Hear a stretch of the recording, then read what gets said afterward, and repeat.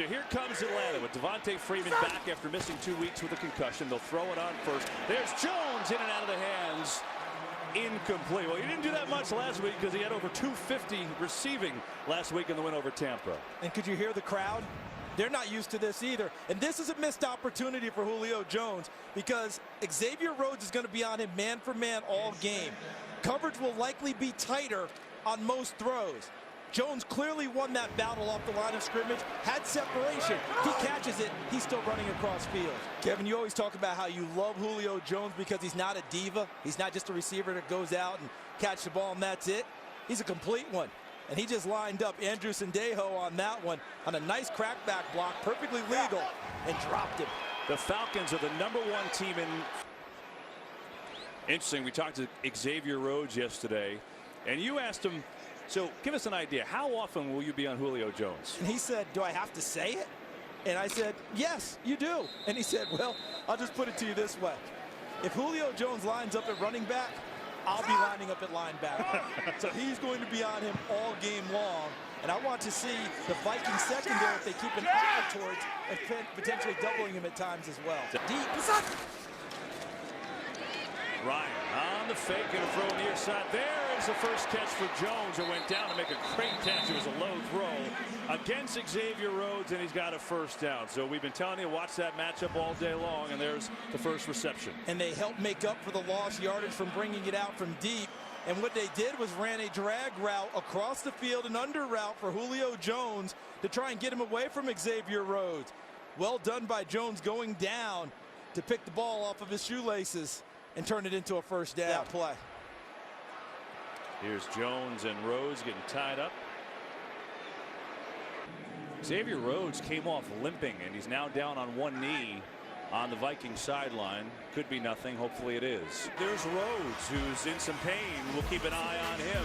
Falcons draw to within one here in Atlanta. By the way, Xavier Rhodes is back in the game. We showed him limping when he went off. There he is against Julio Jones. First down, they'll pitch it. Coming near side. Coleman looking for a seam. Timeouts two. The throw is Ryan. Stands in. Going deep. Going far side for Jones. Incomplete as he overthrew him. And again, the coverage by Xavier Rhodes. Julio Jones coming off the 12-catch, 253-yard performance. Just one catch today for 13 yards. Fake to Freeman. Pressure blitz coming. It's picked up. Ryan lets it go for Jones. Incomplete. A lot of traffic there. Sendejo is there. Jones looking for a flag. Incomplete. Kevin, Mike Zimmer had enough of this first down pass game. Sendejo makes a nice play in the secondary, knocking that one away from Julio Jones. But what Zim did was bring Harrison Smith, his Mr. Fix. Yesterday, we are well aware of how great Julio Jones is, and I think we'll play him a little different than Tampa did. That graphic shows you all you need to know. One catch today, that's it. They're going to run here, though, to Freeman. Devontae Freeman with a good start to the drive. But Jones has been covered a lot, mostly by Xavier Rhodes. Had some help, too. And this was the first play of the game where Julio dropped one, and then later on, this is his catch. And you notice he's on the move away from him. I think Steve Sarkisian's got to start thinking about getting Julio Jones on the move pre-snap. Make sure he creates some separation. Because you see what Xavier Rhodes is able to do? With his body, his length, and strength, he can jostle him and knock him off routes. I want him on the move and create separation to try and get him the football. Julio Jones in the slot this time. Looking that way. Jones breaks the tackle. Julio Jones has a first down. As you said, CD, on the move him around, and then you get that. Don't make him an easy target. Keep him on the move, different places, outside, inside. And Mackenzie Alexander understands the physical nature of Julio Jones, but doesn't bring his arms to try and bring him down. He thought he could just bring body.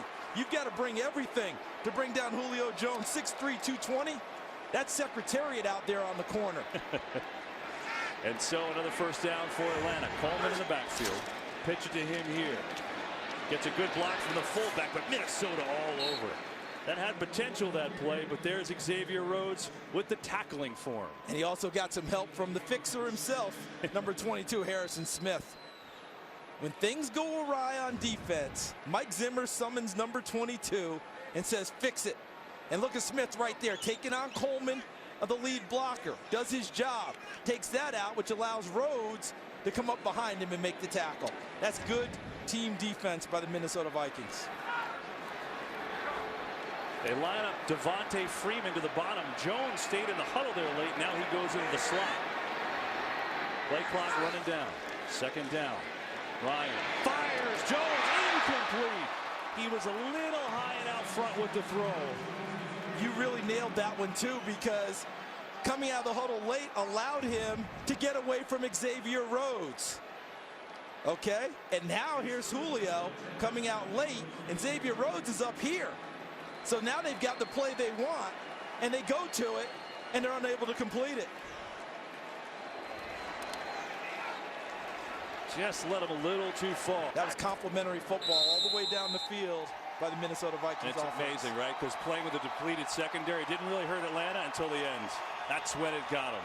Mike Zimmer's crew has won 8 in a row. An impressive win here in Atlanta, 14-9. The Vikings get the W.